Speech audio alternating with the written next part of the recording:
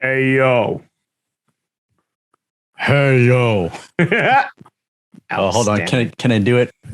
Oh, it didn't work. Perfect. Brandon, Sir. sad news. Yes. One of the outsiders, the bad guy, Razor Ramon, part of the Wolf Pack, one of the originators of the NWO, has gone off to the backstage area in the sky. Yep. He's working gorilla. Working sky with gorilla. With gorilla. Working gorilla with gorilla. Do you have any Scott Hall memories or like matches that you remember, or I mean stories? Scott Hall stories. The subsequent one is always the match with Michaels and him, the ladder match. The one that really kind of pops into my head, there was one recently that I had heard when he what would this? We're recording on Tuesday, so when he this would have been yesterday on Monday. I still listen to What Culture Wrestling, and they talked about how apparently there was a story from out of a small fed in Ohio where apparently he was getting picked up by some of the boys at the airport, and they were driving him around to a bunch of different events that he was doing signings at and all sorts of things. He refused to let any of the guys pay for gas. He refused to let any of the guys pay for any of the meals. He was trying to basically like coach them and help them backstage and try and, he didn't know whether or not these guys are going to make it. Right. He's there. This is, by the way, to clarify, this is in 2020, right before the pandemic. And just being a good dude and just trying to further the business and do right by him. And, to my understanding, that guy's kindness, his sense of humor was apparently a whole thing. It was a bit inappropriate at time to time, but like, I get it. And like, despite that, all of his demons and all of the things that he did when he was not of sound mind, knowing that he made such an impact on so many people. I literally watched the thing with Matt Cardona, better known as Zack Ryder by WWE fans, where they showed him at the WrestleMania when he won the Intercontinental title. And they talked about how when Razor had his Intercontinental title, Zack Ryder has a photo of Razor putting his IC championship on a young Matt Cardona's shoulders and snagging a photo. So like he gets in the back and the first thing he's like, where is Hall? Where's Hall? I need him right now. And he walks right up to him and he gives him a big hug and he like holds the title out to Hall. And he's like, would you? He's like, what an honor. And like puts the strap on and takes the photo with him and like basically recreates kind of the photo in a different way. Oh, it's like, what a fucking sweetheart of a guy that like, really understands who he is. I guess I've heard stories about him like having a hard life. Yes. But like I've rarely, like a lot of the wrestlers that we grew up with and enjoy the performances turn out to have not only terrible lives, but sometimes they turn out to be terrible people. Like a lot of the backstage stuff, and then just in general, like I don't know. Scott always seems Scott to have Hall is no difference. Yeah.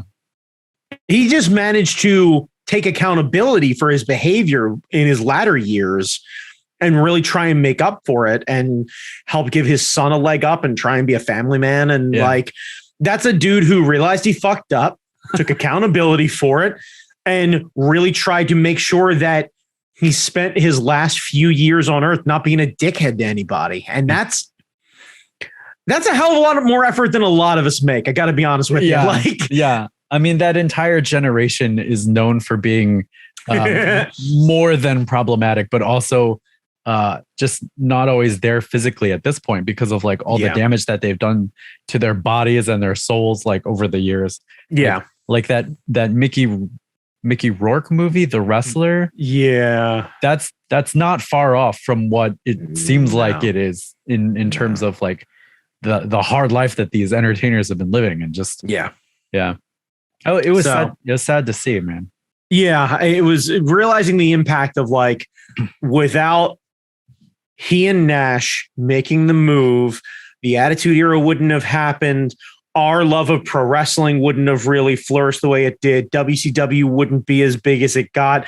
The WWE wouldn't have got as big as it got by buying WCW. We wouldn't have Dwayne Johnson the way that we do, or maybe at all. Yeah. Like, them going and creating the NWO is kind of a catalyst for why WWE had to get so fucking good, and why guys like Stone Cold and Triple H and, Dwayne Johnson had to force themselves to be such fucking amazing performers. Yeah. Because, it's one of those, the competition brings out the best in you.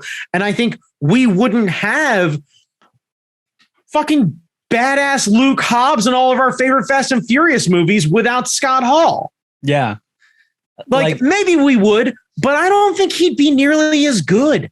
I don't think he would be willing to be the bad guy. I don't think he'd be willing to play up on things. I don't think he'd be willing to play with his character so much. Like, that character, even in just like the prime example of showing everything, right? Scott Hall is the good guy in the 80s, then the bad guy in the 80s, then shows up in the 90s in WWE and is the bad guy. And that's his whole right. And that's his whole fucking shtick. Then shows up in WCW as the anti-hero, essentially, where, are they good? Are they bad? Are they just trying to make what's best for them? Is Vince really the bad guy? Is Bischoff the bad guy? Bischoff, is Russo actually right? Because he made you question everything about wrestling. Yeah.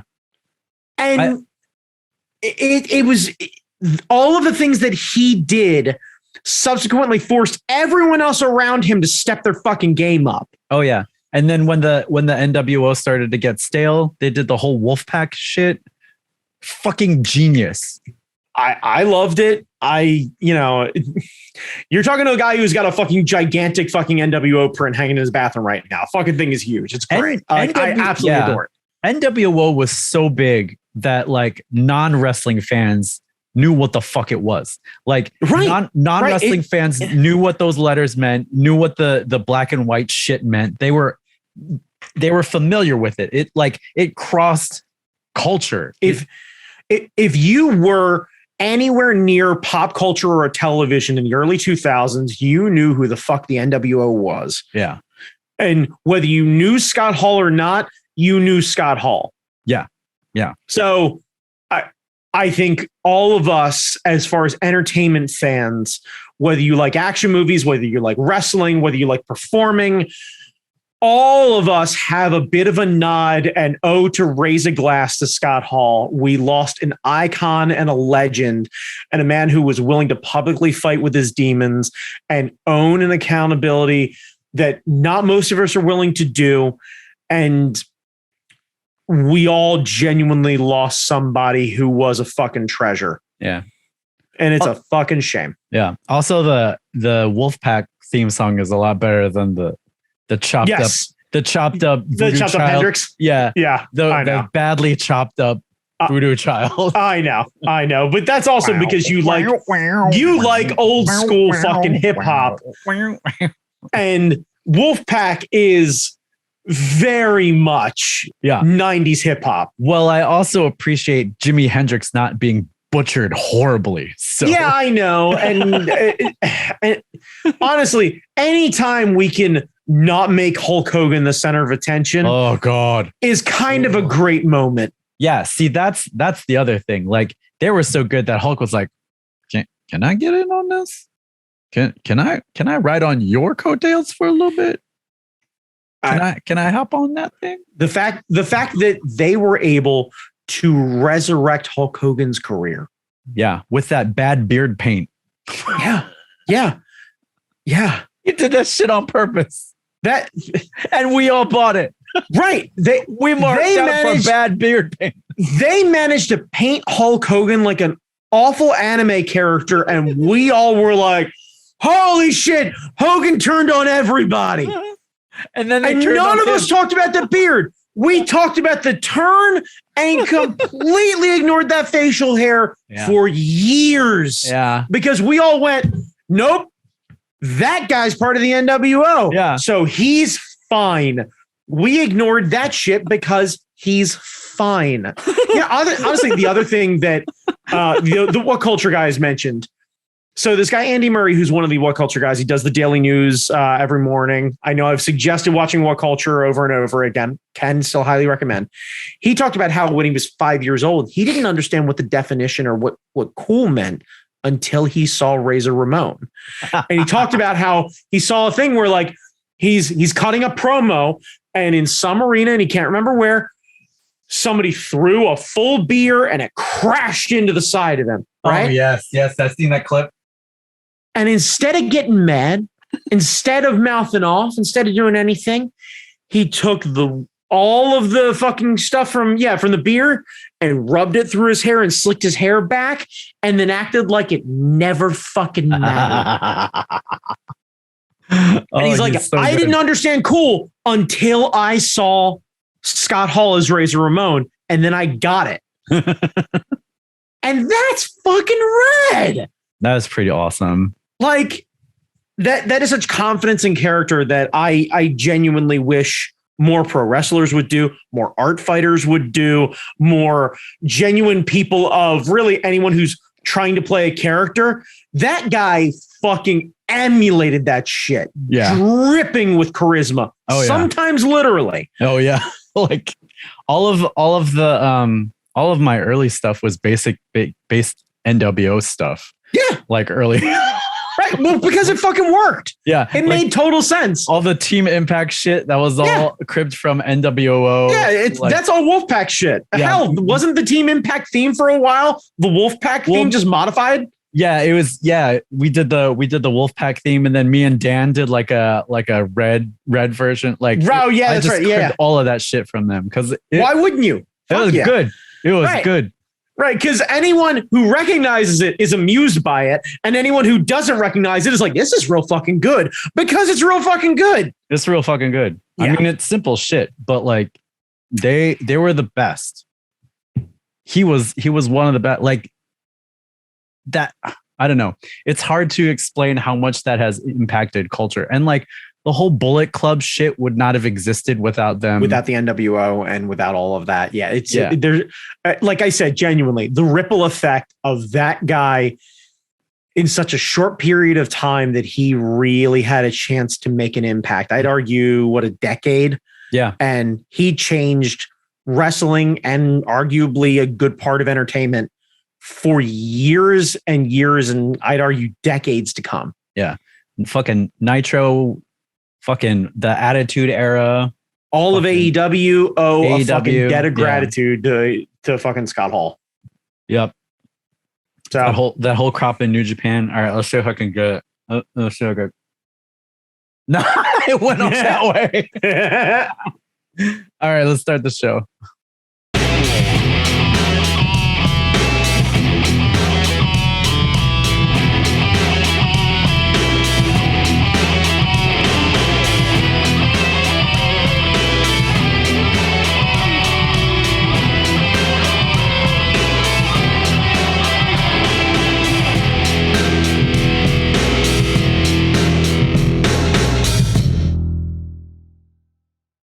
Brandon, I don't know if you have a Razor Ramon. No, and I won't even poorly attempt it. I have too much respect for that man to try and take and do, at least not raw and untested. I'm not I can do it. Hey yo, right? Like that, I can hit, but everything else, no. Too much respect for the man to do that.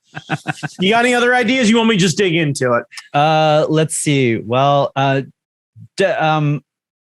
guess give us like some wrestling flavor. Like if we were the outsiders, if the fucking Do It podcast was the outsiders of the Hard Knock Media Network. Changing the game one day at a time, one mic at a time, one night at a time, one mind at a time. That's what we do here at the fucking Do It Cast, starting up high at the Hard Knock Media Podcasting Network, because that's what we do.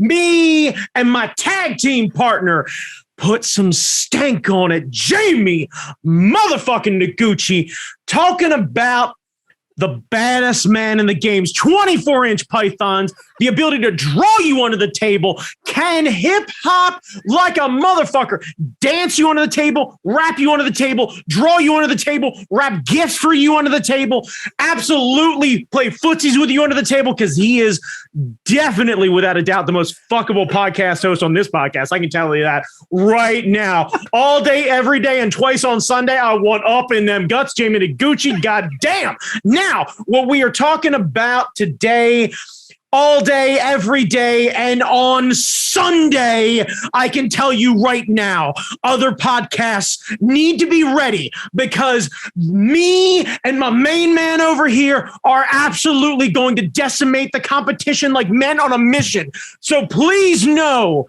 that there are other podcasts out there, but I don't give a fuck about them, because you are here with the greatest podcast known to man, the fucking Duocast. Part of what, Jamie? The Hard Knock Media Network. Goddamn right. Put some fucking stank on that name.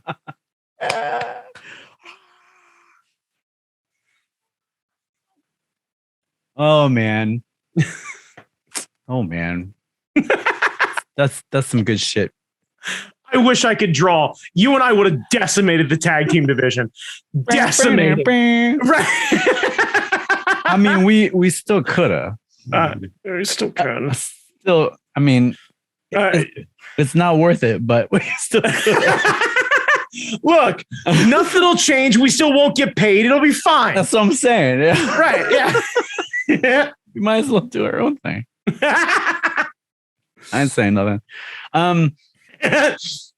There's like a weird monkey paw situation going on in DC. Remember last week the cold opening we spent shitting on the Freedom Convoy, the People's Convoy?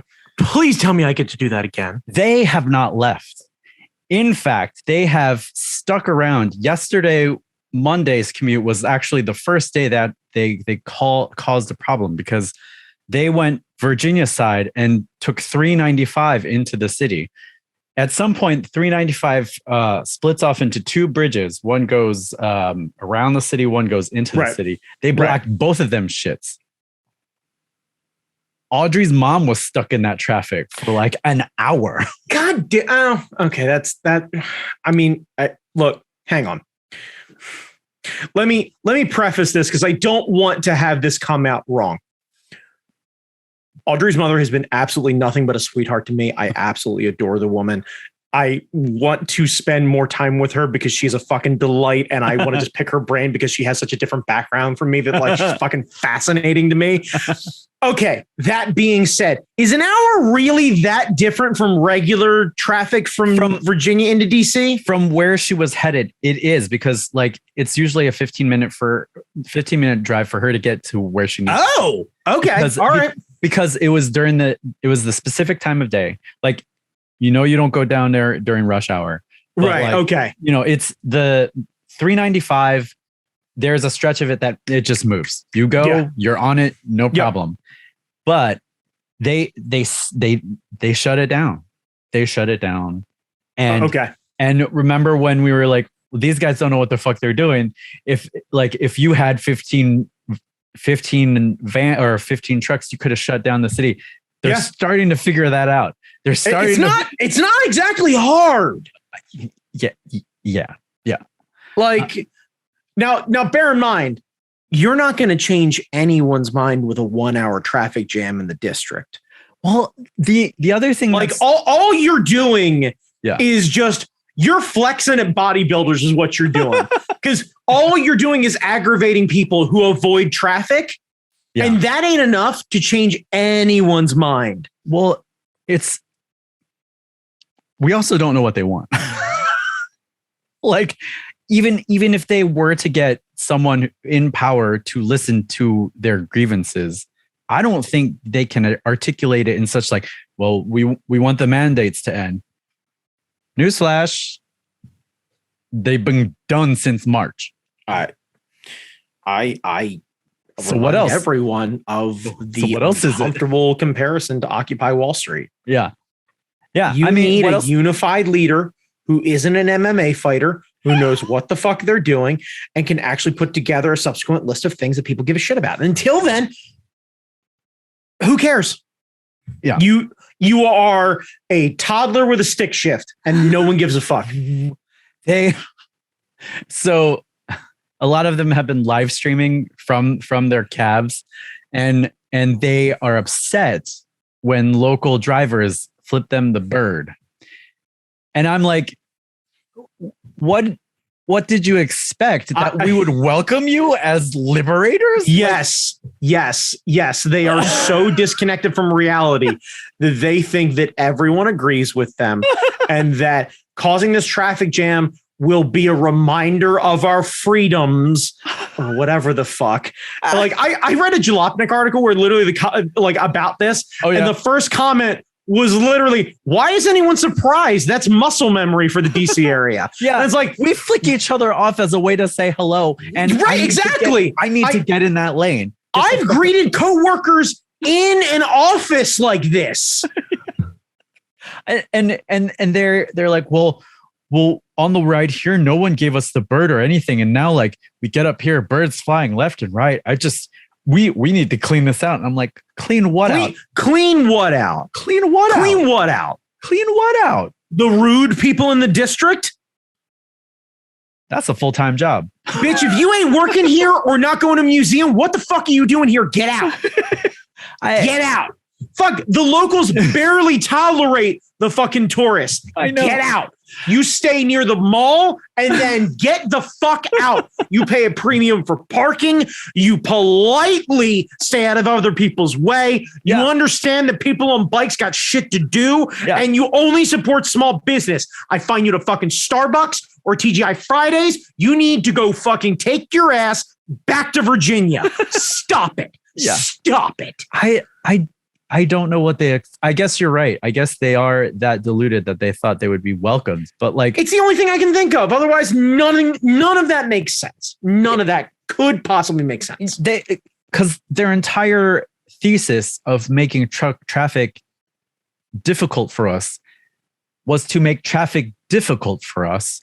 And they had to have known that our response would be something like, we're not getting out of Can I take a shot in the dark here? Yeah, sure. Were a lot of those truck drivers portly? I don't know, because the cabs are the cameras are facing that way. Were a lot of those drivers pale? Yes. Were a lot of those drivers bearded? Yes. Were quite a few, I'd say, if you had an estimate, 48.8% wearing some sort of camouflage at some point along the way. Probably. Well, then methinks maybe the problem is that they're sheltered little bitches who don't understand what the rest of the world's really like. And now that they got themselves off of the big open highways in middle America, where they get to talk about God's guns and country, and they're actually in a major city where nobody actually has to deal with all their bullshit, and they have to deal with people who are genuinely living tough lives, who are getting priced out of genuine markets and housing that they used to be able to have a living in. And now they definitely can't, and can't seem to solve a problem where they have an issue between fucking wealth and housing in the district. They don't have fucking time for your shit because they're only making as little as anyone will ever willingly pay them to do all of the subsequent jobs that we need done. So as Ted Cruz fucking sits in the passenger seat and talks about how you're the real America,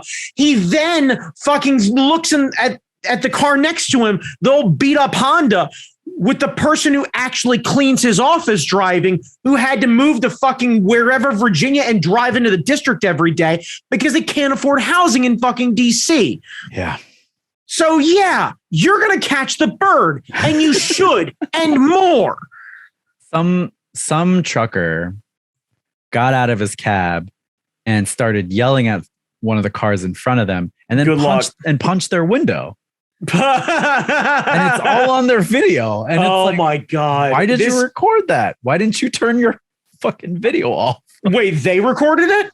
Yeah, it was the cabbie. It was like the trucker. And he had his stupid stream on. He gets out of his fucking truck, yells at the car in front of him. Yeah, we don't know why. I bet if his bitch ass got punched in the face, it wouldn't be recorded. Yeah. And then he punched the window and he went back into his cabin. I'm like, more people need to get their ass kicked. I don't understand what's going on. We got Froggy this way. Look, Jamie, this is where I'm going to differ from a lot of the internet and probably a lot of our fan base, but fucking, I'm going to make my stand here. Less bullshit would happen if more people were afraid of being punched in the face. We got way too litigious, and frankly, we should let one hit go. I mean, talk shit, you get out of the car, you tag somebody's window, they should be able to get out and level your ass in the middle of fucking highway. Yeah. Let somebody else pick you up. I got shit to do. Yeah. Stumble your bitch ass back in your air seat. Get the fuck out of the district. Yeah. So they are still here. They are still here. You know what? The only thing that I hope is a positive to come out of this is that there are quite a few hotels in the Northern Virginia area that are fucking making a killing right now. Because I bet they went through some hard times when the pandemic happened. All the museums got shut down, all the other subsequent shit. They were probably going through some tough times about whether or not they're going to stay open. Hopefully, there are semis parked up and they are charging them a fee for parking those things and a fee for the room. And they've been there for weeks and they're hitting them at a minimum $145 a night. I'm not saying they're going to get greedy, but look, we're getting near the district. Prices go up. And prices, more importantly, are subject to change. So by the time that last truck rolls in, $140 for the first guy, $275 for the last guy. Show up earlier, my dude. Show up earlier. I think they're still staging in Hagerstown. So I don't know where the gas is coming from, because that's another thing they keep complaining about. The gas prices. Well, sitting in traffic isn't going to make the gas prices go down. Like, who are you complaining to? I don't know. I don't know. This is a genuine statement to anyone bitching about gas prices on the internet right now. Who are you yelling at? I don't know. Because it sounds like all you doing is listening to your own voice. Because we're all going through it. Uh-huh. It's got nothing to do with oil demand right now, because the price of oil went down and the price of gas went up. Yeah. So maybe, I don't know, write a letter. Dictated, not read. Send it to Saudi Arabia. Send it to wherever. Send it to Venezuela. Yeah. Wherever you think we're getting our oil from. Yeah. Fucking roll the dice. Yeah. Make one of those little weird paper fucking things. Yeah. And set it up with just different countries. The fortune teller. Just one of the fortune tellers. Then set it up where literally it's like where we buy gas from is all the ones on the inside, and then on the second side you put stolen election. Let's go Brandon. Trump's bullshit. Or like Biden's bullshit, blah, blah, blah. And then like on the outside, it's like, 2020, 2024, 2028. And a question mark, because apparently that guy will fucking live forever. So, it's like, oh my God. And then you guys can sit in the hotel rooms and make popcorn and do each other's nails and everything else like that before you go spend that long day getting flipped off all day. And then you can fucking flip back and forth. And then you guys can write angry fucking tweets or whatever it is. Now, you're not tweeting. I assume you're sending legitimate letters. They're live streaming. Even better. Even better. Be sure, because superpowers love this shit, to list your name, address, phone number, and social security number. Because believe me, they got it anyway. So you may as well just put it out there. Yeah.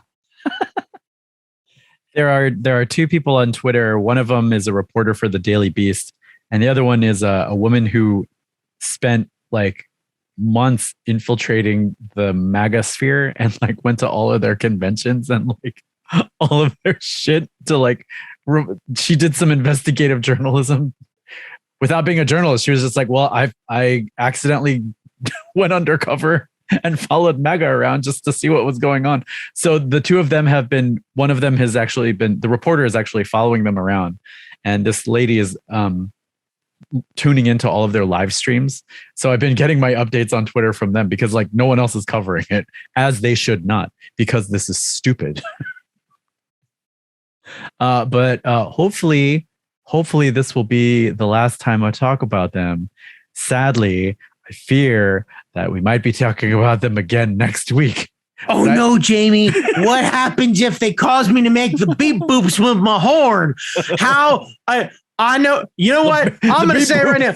Jamie Noguchi, I swear to God, if I have to use my car horn, I'll unvaccinate myself tomorrow. I don't know how I'm going to do it, but I assume it's going to involve bald eagles and fucking like, I don't know, like not Neil Young. Fuck, Toby Keith. It's going to involve Toby Keith, a spork, a fucking mission statement, and a screaming bald eagle just fucking hanging out. So I'm going to get Toby Keith and a big fucking glove and a big ass, like just fucking country-sized bald eagle to hang out there. And then we're going to do like a ritual, like turn 'em red, where we're going to end up like, they're going to draw like a star on the ground. And then he's going to sing Red Solo Cup until until I end up drifting away to a dreamland. And then I pass through a mirror where my vaccination leaves me.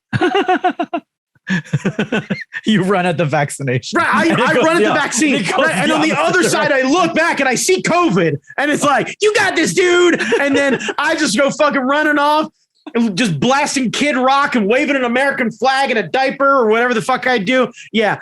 And it's like that old Kid Rock where he stole him the Metallica riff, so he doesn't even actually write his own shit. They call him cowboy. Right. No, not even that. Yeah, the sad but true fucking shit. Right, yeah.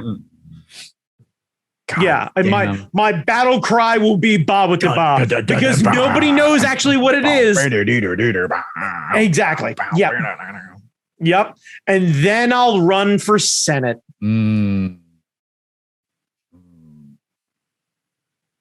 Fuck.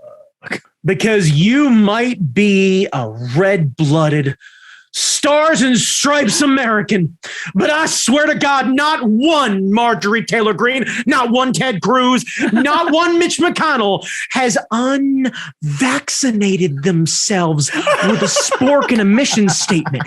Look at these eyes, Jamie. They're the eyes of freedom.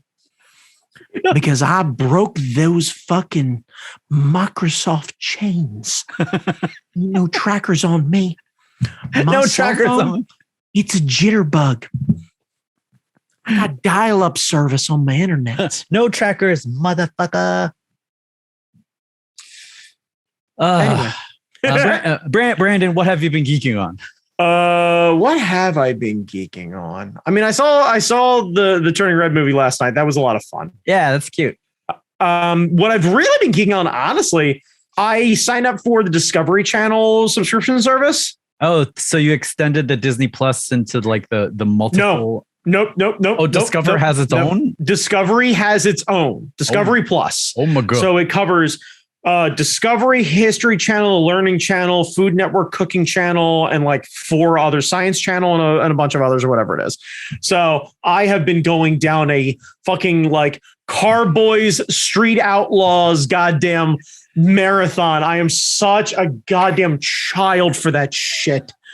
Swamp People and Street Outlaws, all of Mythbusters. Oh, Street Outlaws. I used to watch that shit. It's so dumb and so good. So good. Like, because it's just dumb TV I don't have to think about. Yeah. Oh, that's the other thing I've been doing. I think I may have mentioned this before. I decided to pick up Animal Crossing. Oh, cool. The video game. And just have been vegging out to that. Realistically, I think what it is, like, it was a way to keep my hands busy in the evening when my wife and I would just end up chilling out. Because like she's on her iPad and she's drawing and she's doing all sorts of shit or whatever it is. And I'm just sitting there watching TV. Spending time with her, we're both watching the same things, but then I start to sit there and I'm like,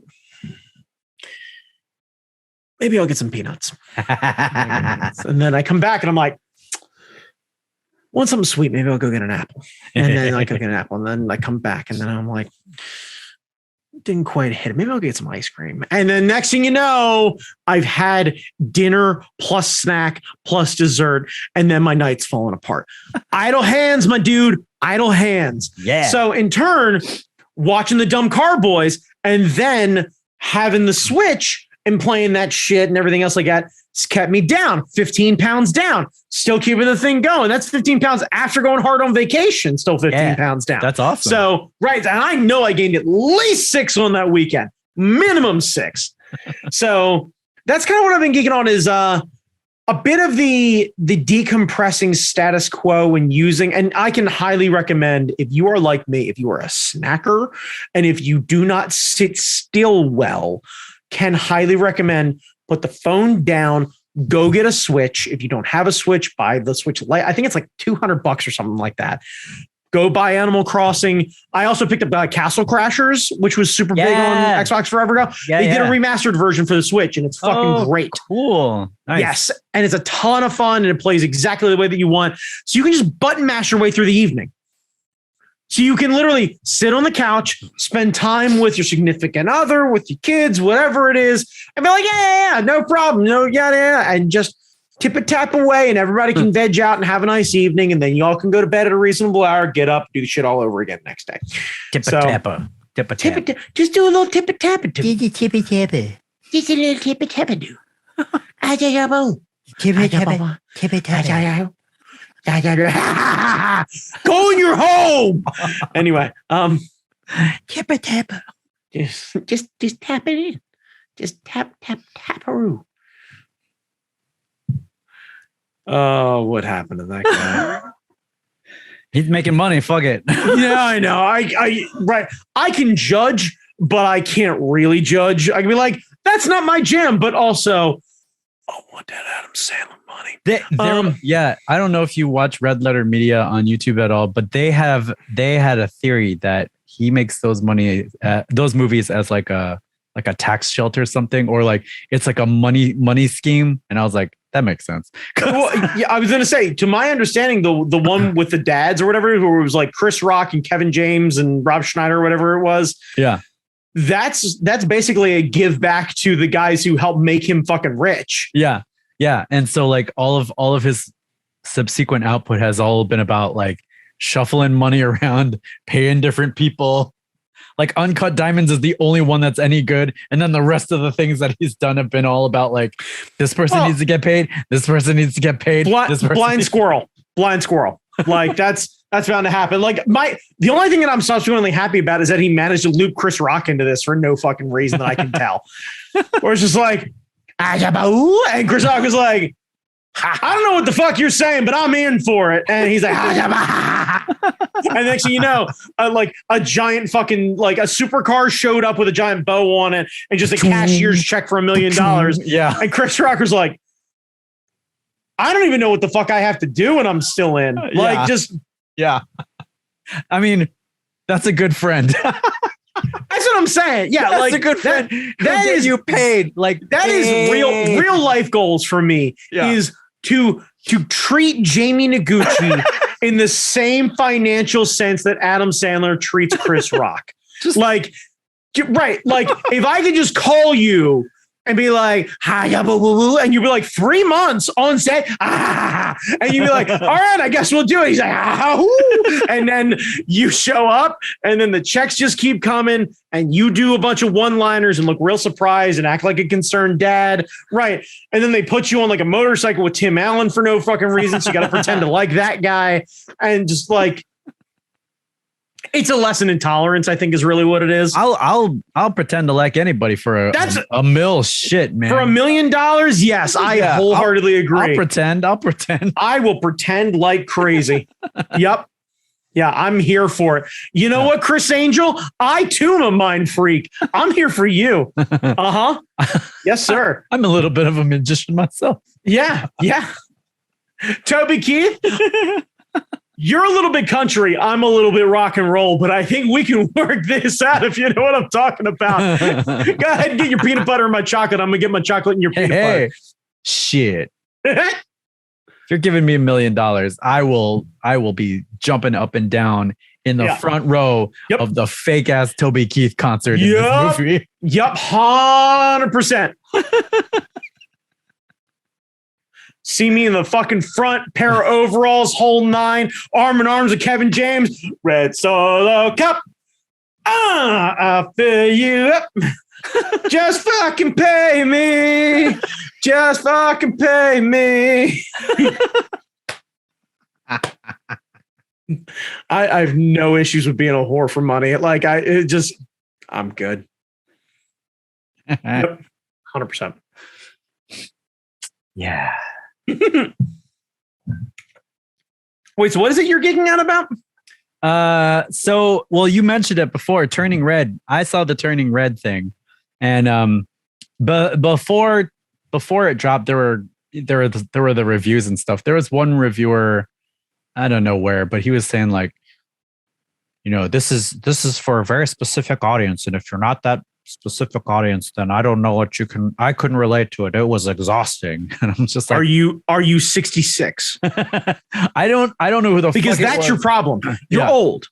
Because either this hits so many levels, because this is the first movie that I've seen. Like I was talking with my wife about it last night when we were watching it, and I paused it like the first, 12 minutes in or something like that. And I was like, holy shit. She goes, what? I said, they finally wrote a movie for people who are basically age like 40, like 30 to 40. Yeah. Yeah. Like for us, I realize I'm finally of that generation, and she's just on the cusp of it. Yeah. Of like, okay, this thing is set in 2002 when she's a teenager. So we get everybody who basically graduated near-ish that, anyone who experienced any timeline near-ish that. So we got me covered because I graduated in 02. You because you experienced some of that pop culture shit and everything else like that. So like everything felt recognizable. And then my wife, for being 10 years my junior, being like, fuck, I remember Tamagotchis and all this other shit and boy bands. And it's like, okay. And I finally realized like, holy shit, I'm officially of the age where Disney is writing movies that my kid and I can both bond with. Yeah. Well, the thing that stuck out to me was the internalized generational trauma. And that is the theme of the movie. And if you cannot relate to that in any way, shape, or form, then congratulations, you had a wonderful life growing up. Because I don't know anyone who can't relate to that shit. Like the whole mother shit, the grandmother shit, passing all that stuff down, expectations, family stuff, even if it's not the same. Like even if your parents didn't expect much out of you, what they did to you gets passed down. And you remember that. You get caught up in the white comments. White comments. Yeah. Because honestly, that is something that is probably, if you're 55 and didn't have to work all that hard and still managed up in the middle class, that movie didn't relate to you. Because you don't get the boy band thing. You don't get the Tamagotchis. You don't get the unnecessary pressure. You don't understand what it's like to be a woman with this is the first one that like my wife was over the moon. She's like, they started to genuinely address a woman having her period for the first time. Yes. That was awesome. She's like, she's like, they're tackling anxiety. Like that panda was a fucking allegory for panic attacks, for anxiety, for fucking periods, for all the parental trauma being pushed way too hard, for expectations, for like you covered a gamut of things. And then also the weird friend group, what they really did better than any fucking movie I've seen in the last, I'd argue, since what the fuck is the one with Corey Feldman and fucking what's his face where they went to go find the body? Stand By Me? No. Stand By Me, yes. Stand By Me? No, Stand By Me. One of them white movies. Yeah, where they go run away. Well, the reason I make the comparison is there aren't many movies where kids really squad up.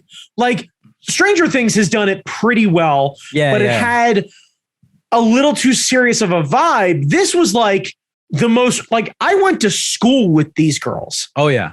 Oh, for sure. I recognize all of the archetypes that were there. I get it. Like that had an old sense of feels of like, so if you were 13, which one of them would you have been swooning all over? For the record, the one in green all the time. Like, no question about it. Like I could immediately be like, that's my lady. Priya, right. And I get it. The goth, not goth one. Yep. Which was like such a play on the time, and also the idea of being into something and having that vibe, but not being able to afford or have access to that wardrobe, felt like such a like be yourself kind of person. Like all of them were such great characters that work great together because they had one bonding factor of like, we all fucking love each other. We can act like it's the music. It's not. It's the friendship. Yeah. It's Fast and Furious, but literally with Fast and Furious. Yeah. It's Fast and Furious and it's fucking great. It's great. I felt, God damn it. If the dad Jin was played, or more importantly, voiced by Vin Diesel, we'd be over the fucking moon about it. Yeah. Oh my God. Because if he leaned in and he had the fucking thing, I don't want to give too much away, but like he shows the thing at the end. Yeah. And then he's like, this is great. And if he just looked at her and went, family, and you'd be like, oh shit, he did the line. He did the line. He did the line. And I'd be fucking over the moon about it. If they had Sung Kang in it, that would. Yes. Just nonstop snacks. Gorgeous hair, nonstop snacks. Yeah. I loved Abby, the short one. Pirate, like, oh my God. Yes. Such like, fucking like that is Hazel. That is me. that is you. That is Hazel. That is Colleen. Like fucking y'all did that fucking fusion dance and then fucking came in with it and created this one wrecking ball of energy, and I am here for all of this. She was perfect. I'm so happy that this movie exists. Yeah, it was a ton of fun. Yeah, I very cute. I'm saddened that people feel the need to like review bomb it and shit, because like if you're a white person and you can't relate to this movie, you have many other films. Like you have all of the other films and you can go watch them. No. You haven't taken them away. Jamie, they're still there. If most people are loving it and some people are hating it, that means you did it right. Fuck those other people. Yeah, that's true. Die angry. If you are genuinely angry at a Disney film, reassess your life. Die angry. Fucking wave your dumb dickhead flag with your ain't it cool news and fucking go right off into the sunset or just into the sun. Yeah. Because no one's got time for your negative bullshit. You're hating on a kid's movie. Stop it. The one thing that I am sad about because of the time is that it didn't go into theaters, because I would have bought so many tickets. Like I would have bought a lot of tickets to throw money at this thing. Yeah, it's a delight. Did Hazel see it? Oh yeah, we all saw it together. Did Hazel see it? Right. Okay, so you got to see it with Hazel in a comfortable environment where they got to enjoy it and pause it if they need to and take bathroom breaks and drink it in, and you could make references to things and then you could go back and watch it a second time immediately after the first one's done if you really wanted to. Yeah, that's true. And be able to drink it in, and the movie experience is great. The message of that movie is something that kids need to be able to take their time and really sink in and enjoy. And you should be able to do that in the comfort of your own home. And I think it's better that it happened this way. Disney's got enough money, Jamie. They're going to keep making them. Just keep letting Hazel put it on the background. Don't even be in the room. Let Disney see the watch numbers from your house, because that's what matters to them. They'll make more of this shit if they see the numbers are there. Yeah, that's true. Yeah, I enjoyed it a lot.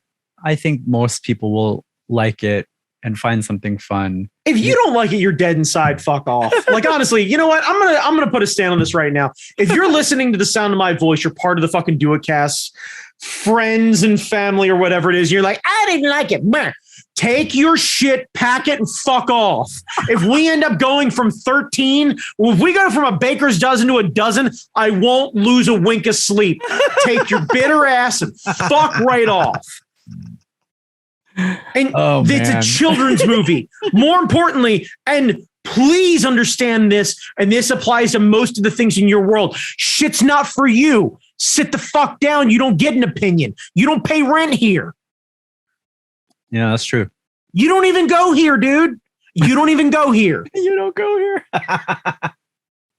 here. So I encourage people to see it. If you need to steal it because Disney has been acting a fool, That's Fair. fine. That's fine by me. Steal Fair. that shit.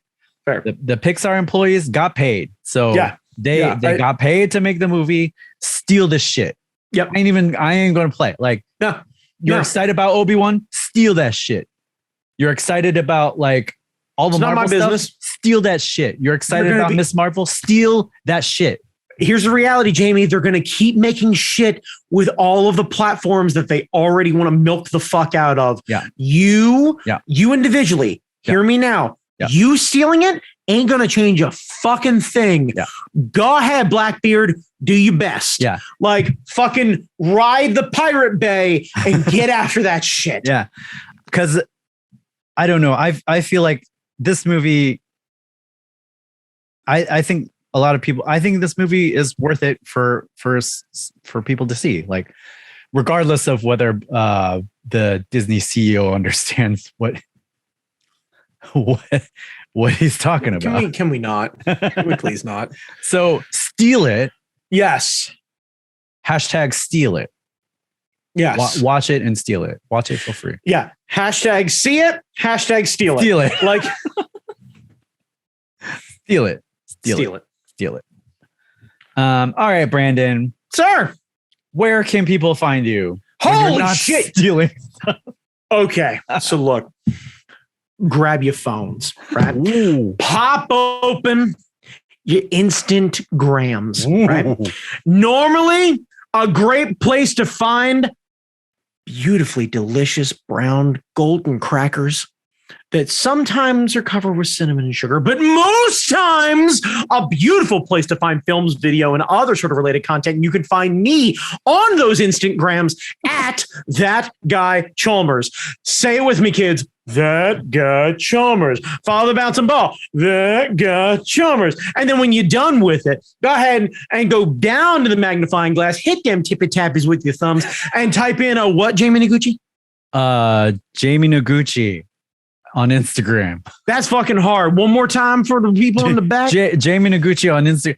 Just put my name in your Google. I will show up somewhere. And read the fucking read the articles. Read all the articles. Read the Time magazine articles. I don't know if that one's still up, but yeah. Fuck it. It's the internet, my dude. I'm sure we can find that. If you type in Times and Jamie Noguchi, either you're going to find a beautiful look back into the life of someone that I love dearly, and that is not a waste of time. I can tell you that right now. I experienced it. I want to go back. I might, when we get done here, just sit on the couch, tip and tap, and cry quietly. But you can go ahead and experience it for the first time, and it is a fucking delight. So go ahead and hit them Google machines where all fine Google machines are sold. Type in Jamie Noguchi and enjoy and experience the warming sunlight of a human being that is our own Jamie Angries and Master Noguchi, part of the fucking Duocast, most importantly, part of the Hard Knock Media Podcasting Network. Woo. And we will see you next fucking week, maybe. That's a promise, I think. Yeah. Peace. Deuces.